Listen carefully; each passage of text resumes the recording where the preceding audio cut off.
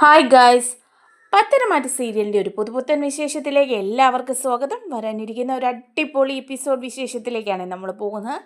ഇപ്പോഴാണ് എപ്പിസോഡ് നല്ല അടിപൊളിയായിട്ട് വരുന്നുണ്ട് കേട്ടോ. നമ്മുടെ ജലജയെ പാമ്പ് കടിക്കുക, ഇനിയിപ്പോൾ അബിയെ പോലീസ് പിടിക്കുകയും ഒക്കെ ചെയ്തിരിക്കുകയാണ്. ഇനി അവന്തിക കൂടി വരികയാണ് കേട്ടോ, അബിയുടെ സഹോദരി. പിന്നെ ഇനി അനന്തപുരി പൊളിച്ചടുക്കും എന്നുള്ളതിന് യാതൊരു സംശയവുമില്ല. ജലജയുടെ മോളല്ലേ, ആ കുശുമ്പും കുന്നായ്മയൊക്കെ ഇല്ലാതിരിക്കില്ലല്ലോ. ഇനിയിപ്പം അവന്തിക എത്തിക്കഴിയുമ്പോഴുള്ള കളികളാണ് അനന്തപുരി കാണാൻ കിടക്കുന്നത്. എന്നാൽ നമ്മുടെ അബിയുടെ കള്ളക്കടത്ത് ആ കേസിൽ അബിയെ അറസ്റ്റ് ചെയ്തിട്ട് പോയിരിക്കുകയാണ് നന്ദു.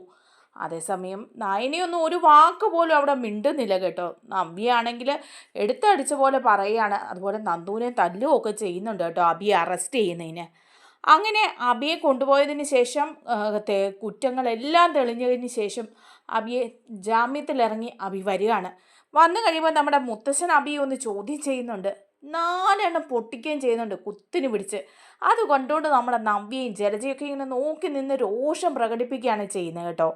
ആ ഒരു വിശേഷങ്ങളിലേക്കാണ് നമ്മൾ പോകുന്നത്. നമ്മുടെ വീഡിയോ ഇഷ്ടമായാലൊന്ന് ലൈക്ക് ചെയ്യണേ, ഹൈപ്പ് ചെയ്യണേ, ചാനൽ കൂടി ഒന്ന് സബ്സ്ക്രൈബ് ചെയ്ത് സപ്പോർട്ട് ചെയ്യണേ. അങ്ങനെ അബിയെ വലിച്ചു തൂക്കി ഇട്ട് ജയിലിൽ കൊണ്ടിട്ടിരിക്കുകയാണ് നന്ദു. ജയിലിൽ കൊണ്ടിട്ട് കഴിയുമ്പോഴേക്കും നന്ദു അബിയുടെ അടുത്തേക്ക് കയറി ചെന്നിട്ട് പറയുന്നുണ്ട്, എന്നോട് ചില കാര്യങ്ങളൊക്കെ ചോദിച്ചറിയാനുണ്ട്, അതിന് വേണ്ടിയിട്ടാണ് ഇവിടെ കൊണ്ടുവന്നത്. നിങ്ങളുടെ മുത്തശ്ശൻ്റെ പൂർണ്ണമായ ഉത്തരവാദിത്വത്തോടു കൂടിയാണ് നിന്നെ ഇവിടെ കൊണ്ടുവന്നിരിക്കുന്നത്. അതുകൊണ്ട് എനിക്ക് പല കാര്യങ്ങളും നിന്നോട് ചോദിക്കാനുണ്ട്. സത്യമായിട്ട് തന്നെ പറയണം, ഇല്ലെങ്കിൽ ഇവിടെ കിടന്ന് ഇടി കൊള്ളുകയുള്ളെന്ന് പറയുകയാണ്. അപ്പം അബി പറയാം, നീ എന്നെ ഭീഷണിപ്പെടുത്തുകയാണല്ലേ എന്ന് പറയാം. അപ്പം നന്ദു പറയാം, എന്താ വിളിച്ചാൽ നീയെന്നോ? ഞാൻ ഉത്തരവാദിത്തപ്പെട്ട ഒരു പോലീസ് ഓഫീസറാണ്, എന്നെ നീയെന്നൊന്നും ഇവിടെ വിളിക്കേണ്ട കാര്യമില്ല, ഇവിടെ നിങ്ങളൊരു കുറ്റവാളിയാണെന്ന് പറയുകയാണ്. അപ്പോൾ അബി പറയാം, ഞാനെന്ത് തെറ്റാ ചെയ്തത്? അനന്തപുരി തറവാടിനോട് ഞാൻ ഒരു തെറ്റ് ചെയ്തില്ല. അതുപോലെ തന്നെ ജുവലറിക്ക് നാണക്കേടുണ്ടാകുന്ന രീതിയിൽ ഒരു കാര്യങ്ങളും ഞാൻ ചെയ്തില്ല. നമ്മുടെ ജുവലറിയുടെ എസ്എസിനെ താഴ്ത്തിക്കെട്ടുന്ന രീതിയിലും ചെയ്തില്ല. നന്ദുവിന് എന്നോട് എന്തെങ്കിലും ദേഷ്യം ഉണ്ടെങ്കിൽ, അല്ലെങ്കിൽ നവ്യോട് എന്തെങ്കിലും ദേഷ്യം ഉണ്ടെങ്കിൽ അതങ്ങ് പറഞ്ഞു തീർത്താൽ പോരെ, ഇങ്ങനെയൊക്കെ ചെയ്ത് നാണം കെടുത്തണമെന്ന് ചോദിക്കുക. അപ്പം നന്ദു പറയാം, എന്താ പറഞ്ഞേ? നിങ്ങളോട് ദേഷ്യം ഉള്ളതുകൊണ്ട് മനഃപൂർവ്വം ഞാൻ അറസ്റ്റ് ചെയ്തതാണോ? സത്യം എന്താണെന്ന് നിങ്ങൾക്ക് ശരിക്കും അറിയില്ലേ? നിനക്കറിയില്ലേ സത്യം എന്താണെന്ന്? എന്തെല്ലാം തെറ്റാ ചെയ്തതെന്ന് അറിയില്ലേ? എത്ര ക്രൂരമായ മനസ്സാണ് നിങ്ങളുടെ. ഒരു തനി ക്രിമിനലിൻ്റെ മനസ്സല്ലേ നിനക്ക്? എന്നിട്ട് നീ കാണിച്ചു കൂട്ടിയതെല്ലാം ഇല്ലെന്ന് പറയുന്നു. നിന്റെ ഭാര്യയുടെയും അമ്മയുടെയൊക്കെ മുമ്പിൽ നല്ല പിള്ള ചമഞ്ഞപ്പം അതൊന്നും വിളിച്ചു പറയാതിരുന്നത് പെട്ടെന്നൊരു ഷോക്ക് ഉണ്ടാകണ്ടെന്ന് വിചാരിച്ചിട്ടാ. പക്ഷെ നീ ചെയ്ത തെറ്റെന്താണെന്ന് നിനക്ക് നന്നായിട്ടറിയാം. എന്നിട്ട് എൻ്റെ മുന്നിൽ കിടന്ന് ഉരുളാൻ ശ്രമിക്കില്ല കേട്ടോ അബി. നിന്നെക്കുറിച്ച് എല്ലാ തെളിവുകളോടും കൂടി തന്നെയാണ് ഞാൻ വന്നിരിക്കുന്നത് എന്ന് പറയുമ്പോൾ അബി പറയാം, ഇല്ല ഞാനൊന്നും ചെയ്തിട്ടില്ല. അപ്പോഴേക്കും നന്ദു ചോദിക്കുകയാണ്, അതെ അനന്തപുരിയിൽ ആ മൂർഖം പാമ്പ് എങ്ങനെ വന്നെന്ന് ആദ്യം പറ. അപ്പോൾ അബി പറയാം, മൂർഖം പാമ്പ് വന്നോ? അത് മൂർഖം പാമ്പാന്ന് പോലും എനിക്കറിയില്ലായിരുന്നു. ഞാൻ എങ്ങനെ ഒരു മൂർഖം പാമ്പിനെ അനന്തപുരിയെ കൊണ്ടുവരുന്നത്? അല്ല, അതിൻ്റെ ആവശ്യം എന്താ? ഇനിയിപ്പോൾ അഥവാ കൊണ്ടുവന്നാലും അത് എന്നെയോ അമ്മയോ നവ്യോ എൻ്റെ കുഞ്ഞിനെയോ ഒക്കെ കടിക്കില്ലേ? അങ്ങനെയുള്ളപ്പോൾ മറ്റുള്ളവരെ ഉപദ്രവിക്കാൻ പോലും ഞാനത് ചെയ്യുമോ? അപ്പം നന്ദു ഒറ്റ ഒരെണ്ണം വെച്ച് കൊടുക്കുക. എന്നിട്ട് ചോദിക്കുന്നുണ്ട്, ഹാ അങ്ങനെയാണല്ലേ കാര്യം? അപ്പം നീ അറിഞ്ഞിട്ടേ ഇല്ല ആ മൂർഖം പാമ്പ് എങ്ങനെയാണ് അനന്തപുരി വന്നതെന്ന് അറിഞ്ഞിട്ടില്ല? അവിടുത്തെ CCTV ക്യാമറകളെല്ലാം കേടായിരിക്കുകയാണ്. ഒറ്റ ക്യാമറ പോലും വർക്ക് ചെയ്യാതിരിക്കണമെങ്കിൽ അത് ആരെങ്കിലും കേടാക്കണമല്ലോ. അത് നീ ചെയ്തിട്ടില്ലേന്ന് ചോദിക്കുക. അപ്പോൾ അബി പറയാം, ഏയ് ഞാനതൊന്നും ചെയ്തിട്ടില്ല. നിങ്ങളെന്താ എല്ലാ കുറ്റവും എൻ്റെ തലയിൽ വയ്ക്കുന്നത്? ഞാൻ മാത്രമേ അനന്തപുരിയിലുള്ളൂ, വേറെ എത്ര പേരുണ്ട്? നിങ്ങളുടെ ചേച്ചിയുടെ ഭർത്താവ് ആദർശില്ലേ, ആദർശ് ചെയ്തു കൂട്ടിയ തെറ്റുകൾക്കൊക്കെ ഞാനാണോ ഫലം അനുഭവിക്കേണ്ടത്? അവനെ നല്ല പിള്ളയാക്കാൻ അവൻ്റെ ഒപ്പം നിർത്താൻ വേണ്ടിയിട്ടാണോ എന്നെ ഒരു കള്ളനായിട്ട് ചിത്രീകരിക്കുന്നത്? അപ്പം നന്ദു വീണ്ടും കൊടുക്കുക. എന്നിട്ട് പറയുന്നുണ്ട്, ഒരുപാട് അഭിനയമൊന്നും വേണ്ട, അതവിടെ നവ്യയുടെ അടുത്ത് മതി, എൻ്റെ അടുത്ത് അഭിനയിക്കാനൊന്നും വരണ്ട. ആ പാമ്പ് അനന്തപുരിയിൽ എത്തിയിട്ടുണ്ടെങ്കിൽ അത് നിങ്ങൾ അറിഞ്ഞിട്ട് തന്നെയാണ്. അപ്പോൾ വീണ്ടും അഭി പറയുകയാണ് കേട്ടോ, തർക്കിക്കുകയാണ്, ഇല്ല ഞാൻ അറിഞ്ഞിട്ടില്ല. അതിന് നിങ്ങളുടെ കയ്യിൽ എന്താ തെളിവ്? ഞാൻ ആ മൂർഖനെ പിടിച്ച് വീട്ടിൽ കൊണ്ടിട്ടെന്നോ? എന്തെല്ലാം ഈ പറയുന്നത്? അപ്പോൾ പറയാണ്, ഒറ്റ ഒരെണ്ണോട് കൊടുത്തിട്ട് പറയാം, നിനക്കറിയില്ലല്ലേ, ആ പാമ്പാട്ടിയെ കണ്ട് ഞാൻ സംസാരിച്ചിട്ടാണ് വരുന്നത്. അയാളിപ്പോൾ സ്റ്റേഷനിലേക്ക് വരും, സത്യങ്ങളെല്ലാം അയാൾ വന്ന് വെളിപ്പെടുത്തും. കോടതിയിലും ഈ സത്യങ്ങളെല്ലാം വെളിപ്പെടുത്തും. ആ പാമ്പിനെ അയാളുടെ കയ്യിൽ നിന്ന് നീ പണം കൊടുത്ത് വാങ്ങിയതല്ലേ, അയാൾ എല്ലാ സത്യങ്ങളും എന്നോട് തുറന്നു പറഞ്ഞു. അപ്പോഴേക്കും അബി അങ്ങ് ഞെട്ടിപ്പോവാ. ഇവളെല്ലാ സത്യങ്ങളും അറിഞ്ഞോ എന്നൊക്കെ ഇങ്ങനെ മനസ്സിലാലോചിക്കേ. ഇനിയിപ്പോൾ എനിക്ക് പിടിച്ചു നിൽക്കാൻ പറ്റത്തില്ലാതെ വരുമല്ലോ എന്നൊക്കെ വിചാരിക്കുമ്പോൾ അബി പറയാ, അത് അയാൾ മറ്റാരെങ്കിലും പണം കൊടുത്ത് പറയിപ്പിച്ചാണെങ്കിലോ? നന്ദു പറയാ, ദേ കൂടുതൽ വീണടുത്ത് കിടന്ന് ഉരുളരുത് കേട്ടോ. സകല തെളിവ് നിനക്കെതിരാണ്. നീയാണ് ആ സർപ്പത്തിനെ അവിടെ കൊണ്ടുവന്നത്, അതും എൻ്റെ ചേച്ചിയെ കരുവാക്കാൻ. എൻ്റെ നയനേച്ചിയെ കൊല്ലാൻ വേണ്ടിയിട്ടല്ലേ ആ പാമ്പിനെ അവിടെ കൊണ്ടുവന്നത്? പാവി പറയാം, നയനെ കൊല്ലാനോ? ഞാനിതിനത് ചെയ്യണം? നീയും നിന്റെ അമ്മയും ഒരുപാട് ശത്രുത മനസ്സിൽ വെച്ചുകൊണ്ടിരിക്കുന്ന ആളുകളാ. നിങ്ങൾ ക്രിമിനൽ മെൻറ്റാലിറ്റി ഉള്ളവരാ. നിന്റെ ക്രിമിനൽ മനസ്സിൻ്റെ ഒരു സത്യമാണത്. നിന്റെ ക്രിമിനൽ മനസ്സിൽ ഇതുപോലെ പല കാര്യങ്ങളും ചെയ്യുകയും പലരെ ഉപദ്രവിക്കുകയും ചെയ്തുകൊണ്ടിരുന്നവനല്ലേ നീ. ആ അനഘയുടെ കാര്യം നീ പറ. അനഘയെ നിനക്ക് അറിയോ? ആ പാപ്പി പറയാം, അനഘയെ എനിക്കറിയാം. അത് നിങ്ങൾക്ക് എല്ലാവർക്കും അറിയാമല്ലോ. അനഘയുടെ കുഞ്ഞ് എൻ്റെ കുഞ്ഞാണെന്നുള്ള കാര്യം നിങ്ങൾക്ക് എല്ലാവർക്കും അറിയാമല്ലോ. അതറിയാം. എന്നിട്ട് പിന്നെയും നീ പറയുന്നത് എന്താ? ആദർശാണ് തെറ്റിയതെന്ന്. എന്നിട്ട് ഈ സത്യം നിന്റെ ഭാര്യയുടെയും അമ്മയുടെയും മുമ്പിൽ നീ വിളമ്പിയിട്ടുണ്ടോ? ഇല്ലല്ലോ. അനഘയുടെ കുഞ്ഞ് നിന്റെയാണ്. അപ്പം അതുകൊണ്ട് തന്നെ ആ കുഞ്ഞിന് ഇപ്പോഴും ആദർശിൻ്റെ കുഞ്ഞായിട്ട് അത് അനന്തപുരി വളരുന്നു.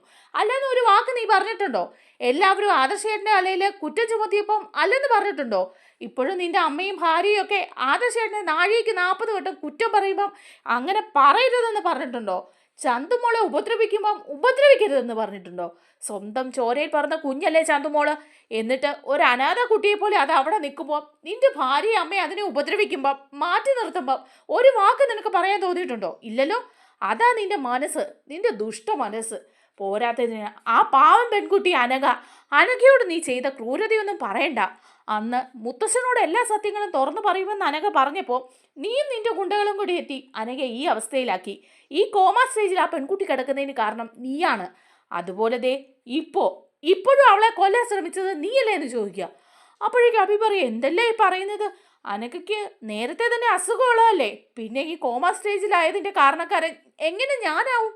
ഓഹോ, ഒന്നും അറിയില്ല മോനല്ലേ. അനഘയ്ക്ക് അസുഖമൊക്കെ ഉണ്ട്. പക്ഷേ ആ അസുഖം മൂലമല്ല അനഘ ഇപ്പോൾ കോമ സ്റ്റേജിൽ കിടന്നത്. അതെന്താണെന്ന് നിനക്ക് നന്നായിട്ടറിയാം. അന്ന് ആദർശേട്ടനെതിരെ അവിടെ കളിച്ച സത്യങ്ങൾ മുഴുവൻ മുത്തച്ഛനോട് വിളിച്ചു പറയുമെന്ന് വന്നപ്പം ആ പെൺകുട്ടിയെ കൊല്ലാൻ ശ്രമിച്ചതല്ലേ നീ? മരണത്തിൻ്റെ അറ്റം വരെ പോയിട്ട് ആ പെൺകുട്ടി തിരിച്ചു വന്നതല്ലേ? അത് നിനക്ക് അത്രയങ്ങ് പിടിച്ചില്ലല്ലേ? ആദർശേട്ടനും മുത്തച്ഛനും ഒക്കെ അവൾക്ക് നാവിനെ നിർത്തിയതുകൊണ്ട് ഇത്രയും നാളും അവളുടെ ആയുസ് മുന്നോട്ട് പോയി. ഇല്ലേ എന്നെ നീ അനഘയെ തീർത്തേനെ? ഇല്ലേടാ. അയ്യോ, ഇതൊന്നും ഞാൻ അറിഞ്ഞതേ അല്ല. എന്തെല്ലാം കുറ്റങ്ങളാണ് എൻ്റെ തലയിലേക്ക് വയ്ക്കുന്നത്. അനഘ എൻ്റെ കുഞ്ഞിനെ പ്രസവിച്ചിട്ടുള്ളതാ, എൻ്റെ കുഞ്ഞിൻ്റെ അമ്മയാ. അവളെ ഞാൻ ഇങ്ങനെയൊക്കെ ഉപദ്രവിക്കുമോ?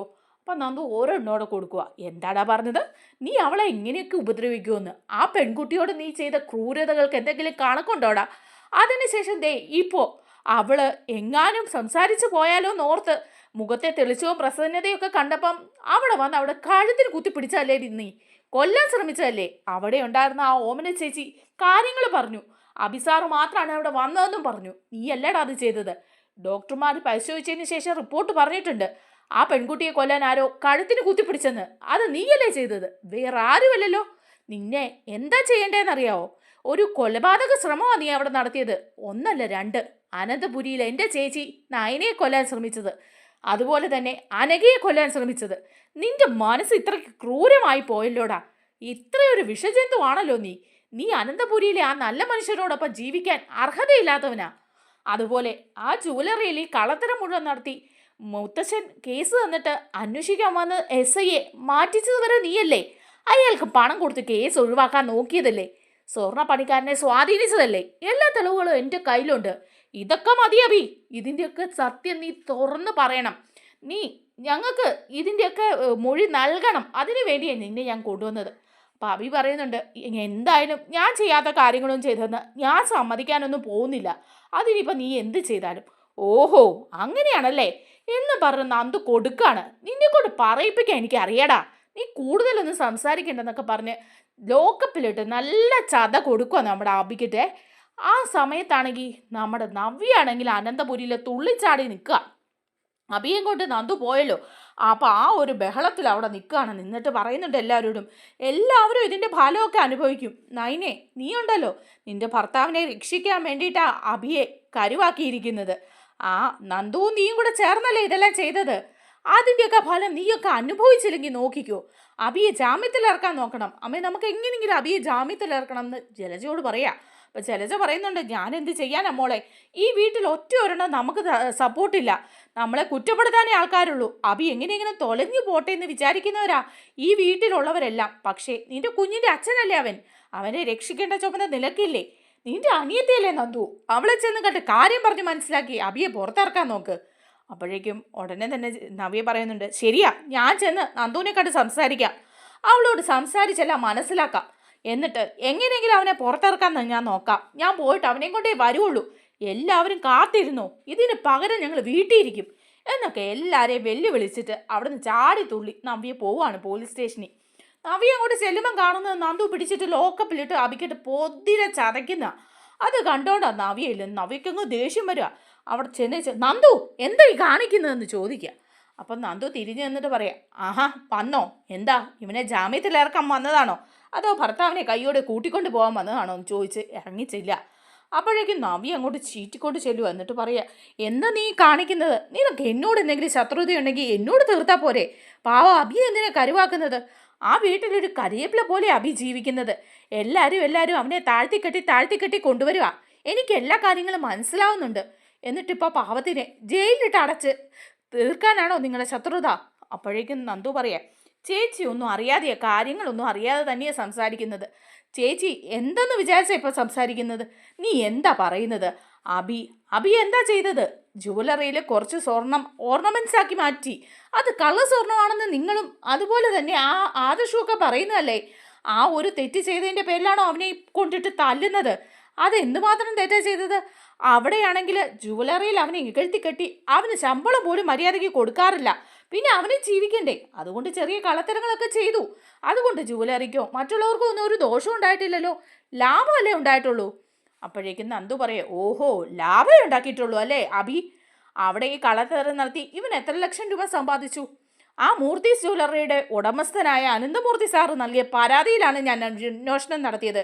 ആ ജ്വല്ലറിയുടെ പേരിന് ദോഷം ഉണ്ടാക്കുന്ന കാര്യങ്ങളൊക്കെ ചെയ്തു കൂട്ടി ആരായാലും അയാളെ മുഖം നോക്കാതെ അറസ്റ്റ് ചെയ്യണമെന്ന് മൂർത്തി സാർ പറഞ്ഞിട്ട് തന്നെ അദ്ദേഹം ഇവനെ അറസ്റ്റ് ചെയ്തത്. ഇവൻ ഒരു തെറ്റും ചെയ്തിട്ടില്ലെന്നാണ് ചേച്ചി ഇപ്പോഴും പറയുന്നത്. ചേച്ചിക്ക് നാണയില്ലേ ഇവനെ ഇങ്ങനെ ന്യായീകരിക്കാൻ? ഇവൻ്റെ സ്വഭാവം മറ്റാരെക്കാളും നന്നായിട്ട് അറിയാവുന്ന ചേച്ചിക്കില്ലേ? എന്നിട്ട് പിന്നെ ന്യായീകരിച്ചുകൊണ്ട് വരാൻ നിങ്ങൾക്ക് നാണയില്ലേ? അപ്പോഴേക്കും നവ്യ പറയാ, അതാ എനിക്ക് നിന്നോട് ചോദിക്കാനുള്ളത്.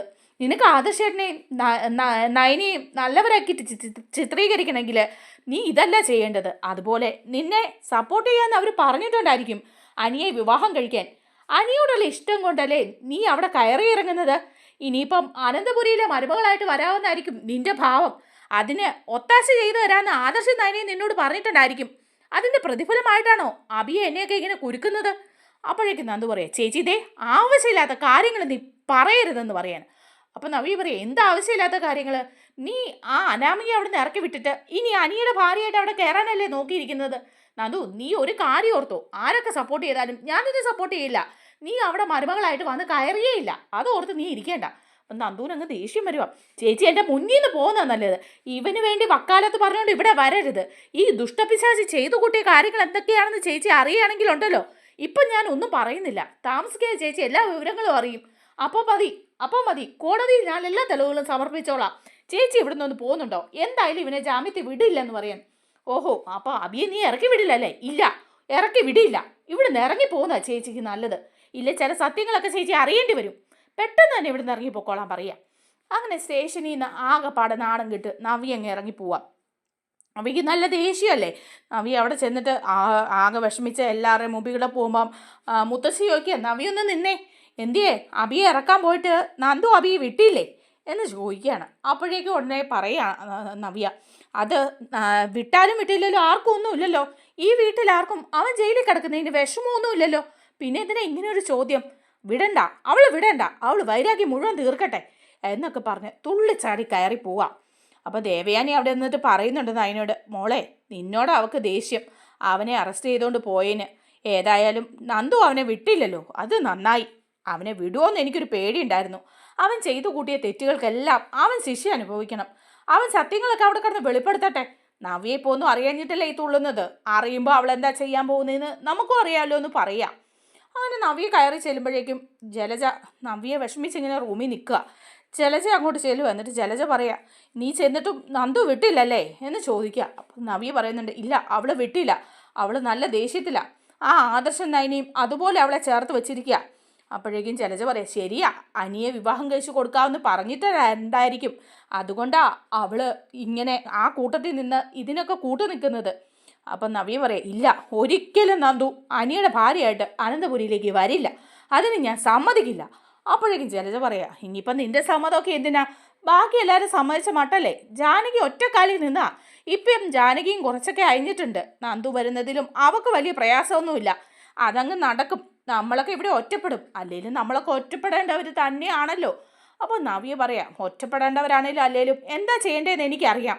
അടുത്ത ദിവസം ഞാൻ വീട്ടിലേക്കൊന്ന് പോകണുണ്ട്. നന്ദുവും നവ്യയും നയനയും എന്നോട് എന്തിനാ ഇങ്ങനെയൊക്കെ ചെയ്യുന്നതെന്ന് അച്ഛൻ്റെ അമ്മയുടെ മുന്നിൽ വെച്ച് ചോദിക്കണം. എൻ്റെ ജീവിതം തകർക്കാൻ വേണ്ടിയിട്ട് എല്ലാവരും കൂടെ ഒത്താശ ചെയ്യുകയാണോ എന്ന് ചോദിക്കണം. അപ്പോഴേക്കും ജലജയെ പറഞ്ഞു കൊടുക്കുക, ശരിയാ, നീ അത് ചോദിക്കണം, കനകയുടെയും ഗോവിന്ദൻ്റെ മുന്നിൽ അത് ചോദിക്കണം. നിങ്ങൾ 3 മക്കളും അവരുടെ അല്ലേ, 3 പേരെ ഒരുപോലെ കാണേണ്ടവരല്ലേ അവർ, എന്നിട്ട് ഈ വേർകീർത്തി കാണിക്കുന്നത് എന്താണെന്ന് നീ തന്നെ ചെന്ന് ചോദിക്കണം എന്ന് പറയണം. അങ്ങനെ നയന അങ്ങോട്ട് പോകുന്നുണ്ട് കേട്ടോ, നന്ദാവനത്തിൽ. നയനയും എത്തുകയാണ് ഈ കാര്യങ്ങളൊക്കെ സംസാരിക്കാൻ വേണ്ടിയിട്ട്. നയനയും അങ്ങോട്ട് പോകും. അപ്പോൾ കനകയോടും ഗോവിന്ദനോടും കാര്യങ്ങളൊക്കെ പറയുക. അപ്പോൾ കനകയും ഗോവിന്ദനും പറയുന്നുണ്ട്, ശരിയാ, അഭി ഇങ്ങനെയൊക്കെ തെറ്റ് ചെയ്തിട്ടുണ്ടെങ്കിൽ അതിൻ്റെ ശിക്ഷ അവൻ അനുഭവിക്കണം. നന്ദുമോൻ ചെയ്തത് തെറ്റൊന്നുമില്ലെന്ന് ഗോവിന്ദൻ പറയാം.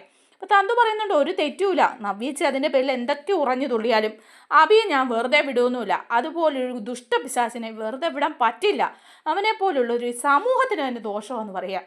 അപ്പം കനക പറയുന്നുണ്ട്, നവ്യ അവള് എങ്ങനെയൊക്കെ പെരുമാറുമെന്ന് ഇനി പറയാൻ പറ്റില്ല, അവക്കല്ലേ തന്നെ എടുത്തു ചാട്ടവും എല്ലാം ഉള്ളതാ, പിന്നെ നമുക്ക് എങ്ങനെയെങ്കിലും അവളെ പറഞ്ഞ് മനസ്സിലാക്കാമെന്നൊക്കെ പറയാം.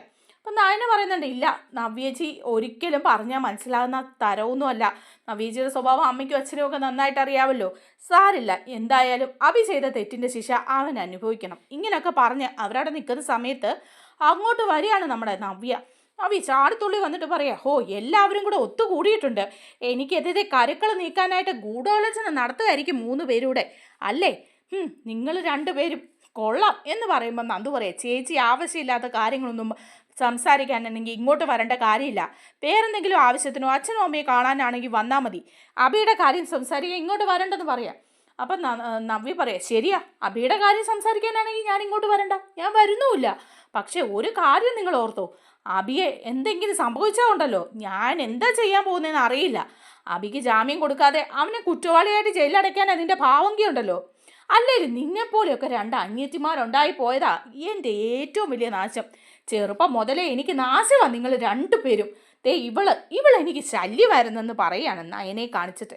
എന്നിട്ട് പറയാ, നിന്നെപ്പോലുള്ളൊക്കെ അനിയത്തിമാരുണ്ടായത് തന്നെ എൻ്റെ ശാപമാണ് എന്നൊക്കെ പറഞ്ഞ് പൊട്ടിത്തെറിച്ച് അവിടെ നിന്ന് ഇറങ്ങി പോകുന്നുണ്ട്. എങ്ങനെ അഭിയെ ഞാൻ പുറത്തെടുക്കും എന്നും പറഞ്ഞിട്ടാണ് കേട്ടോ പോകുന്നത്.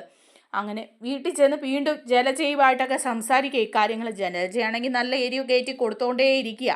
അങ്ങനെ ഇരിക്കുമ്പോഴാണ് കേട്ടോ അബിക്ക് ജാമ്യമൊക്കെ എടുക്കാനായിട്ട് ജലജയും അതുപോലെ തന്നെ നവ്യയും കൂടെ പോകുന്നത്. അപ്പോൾ അബി കുറ്റമൊക്കെ ഏകദേശം സമ്മതിച്ചു, ഇനിയിപ്പോൾ കുറ്റപത്രമൊക്കെ സമർപ്പിച്ചാൽ മതി, അതിന് ജാമ്യം കിട്ടുകയാണ് അബിക്ക്. അബി ജാമ്യം കിട്ടി നവ്യയും ജലജയും കൂടെ പോയി ജാമ്യമൊക്കെ എടുത്തിട്ട് വന്ന് അനന്തപുരിയിലേക്ക് കൊണ്ടുവരും അബിയെ. അപ്പോൾ വന്ന് കയറുമ്പോഴേ മുത്തശ്ശൻ വാതൊക്കെ നിൽക്കുകയാണ് കേട്ടോ. അങ്ങ് കയറി വരുമ്പോഴേ മുത്തശ്ശനും മുത്തശ്ശി അവിടെ നിൽപ്പുണ്ട്. അപ്പോൾ മുത്തശ്ശൻ ചോദിക്കുന്നുണ്ട്, എന്താ ഇവിടെ സംഭവിച്ചത്, നിങ്ങൾ 2 എവിടെ പോയതാ, ഇവനെ ജാമ്യത്തിലിറക്കാൻ പോയതാണോ എന്ന് ചോദിക്കുക നവ്യയോടും ജലജയോടും. അപ്പം ജലജ പറയാം, അതെ, എൻ്റെ മോനല്ലേ, എനിക്ക് അവനെ ഉപേക്ഷിക്കാൻ പറ്റില്ലല്ലോ, മറ്റെല്ലാവരും കൂടെ അവനെ പ്ലാൻ ചെയ്ത് കുടുക്കിയതാ, അങ്ങനെ കുടുക്കിയ അത് പറ്റില്ലല്ലോ, അവന് ജാമ്യമൊക്കെ കിട്ടും, ഇത് വെള്ളരിക്ക പട്ടണമൊന്നുമല്ലല്ലോ. നന്ദു എന്ന് പറയുന്ന ഒരു TSI ആയിട്ട് ഇവിടെ ഉണ്ടെങ്കിലും വേറെ ആ പോലീസുകാരും അതിൻ്റെ മുകളിൽ ആൾക്കാരും ഒന്നും ഇല്ലാതൊന്നും ഇല്ലല്ലോ, അതുകൊണ്ട് ഞങ്ങൾ പോയി ഇവനെ ജാമ്യത്തിൽ അങ്ങ് ഇറക്കി. അപ്പോഴേക്ക് മുത്തശ്ശൻ പറയണം, ഓഹോ, ജാമ്യത്തിൽ ഇറക്കി നേരെ അനന്തപുരിയിലേക്ക് തന്നെ കൊണ്ടുവന്നല്ലേ. അപ്പം നവീ ചോദിക്കുക, പിന്നെ എങ്ങോട്ടാണ് മുത്തശ്ശ കൊണ്ടുപോകേണ്ടത്, മുത്തശ്ശ സത്യങ്ങൾ അറിയാതെയാണ് ഓരോ കാര്യങ്ങളും ചെയ്യുന്നത്, അബി എന്ത് തെറ്റ് ചെയ്തിട്ടാണ് ഇപ്പം ഇങ്ങനെയൊക്കെ ചെയ്തത്, ജുവലറിയിൽ ചെറിയ കള്ളത്തരം കാണിച്ചു, അത് നമ്മുടെ കുടുംബത്തിലെ കാര്യമല്ലേ, അത് കുടുംബത്തിൽ തന്നെ തീർക്കേണ്ടതല്ലേ മുത്തശ്ശ, എന്നിട്ട് വെറുതെ ഇവനെ എല്ലാവരുടെ മുമ്പിൽ വെച്ച് വലിച്ചരിച്ച് കൊണ്ടുപോയി നന്ദു ഇവനെ ലോക്കപ്പിലിട്ട് എന്തുമാത്രം ഉപദ്രവിച്ചെന്നറിയോ. അപ്പം മുത്തശ്ശൻ പറയാം, നന്ദു ഉപദ്രവിച്ചെങ്കിൽ അതിലൊരു തെറ്റുമില്ല, നവ്യയ്ക്കും അതുപോലെ തന്നെ ജലജയ്ക്കും ഇവനെ ശരിക്കും അറിയാൻ പാടില്ലാട്ടാ, നിങ്ങൾ അറിഞ്ഞതിലും അപ്പുറം ഇവൻ്റെ ക്രിമിനൽ മെൻറ്റാലിറ്റി എന്താണെന്ന് നിങ്ങൾക്കറിയോ, ഇവൻ ഓരോ കാര്യങ്ങൾ ചെയ്തു കൂട്ടിയിരിക്കുന്നത് എന്താണെന്ന് നിങ്ങൾക്കറിയോ, അതിൻ്റെയൊക്കെ ഫലം അവൻ അനുഭവിക്കുക തന്നെ ചെയ്യണം അല്ലേടാ എന്ന് പറഞ്ഞ് കഴുത്തിന് കുത്തി പിടിക്കുകയാണ് അബിയുടെ. എന്നിട്ട് മുത്തശ്ശൻ ചോദിക്കുക, എടാ നീ ചെയ്ത ഓരോ പ്രവൃത്തിയും ഞാൻ അറിഞ്ഞിട്ടുണ്ട്, അതൊന്നും ഞാൻ ഇവിടെ വിളമ്പുന്നില്ല, മനുഷ്യത്തോളം ഒരുത്തർക്കും ചെയ്യാൻ പറ്റുന്ന കാര്യമൊന്നുമല്ല നീ ചെയ്തത്. നിന്നെപ്പോലെ ഒരു ദുഷ്ടൻ അവൻ ഈ കുടുംബത്തിൽ തന്നെയാണല്ലോ ജീവിക്കുന്നതെന്ന് ഓർക്കുമ്പം എനിക്ക് സമ്മതിച്ചു തരാൻ പറ്റുന്നില്ല. ഇപ്പം നിന്നെ ഇവിടെ നാട്ടി ഇറക്കി വിടുക ചെയ്യേണ്ടത്. വന്ന് കയറിയിരിക്കുന്നു അവൻ കുലം മുടിക്കാനായിട്ട് എന്ന് പറഞ്ഞ് മുത്തച്ഛൻ കുത്തിന് പിടിച്ച് ഒരെണ്ണം കൊടുക്കുന്നുണ്ട് അബിക്ക് കേട്ടോ. നമ്മുടെ വീഡിയോ ഇഷ്ടമായാലൊന്ന് ലൈക്ക് ചെയ്യണേ, ഹൈപ്പ് ചെയ്യണേ, ചാനൽ കൂടി ഒന്ന് സബ്സ്ക്രൈബ് ചെയ്ത് സപ്പോർട്ട് ചെയ്യണേ. താങ്ക്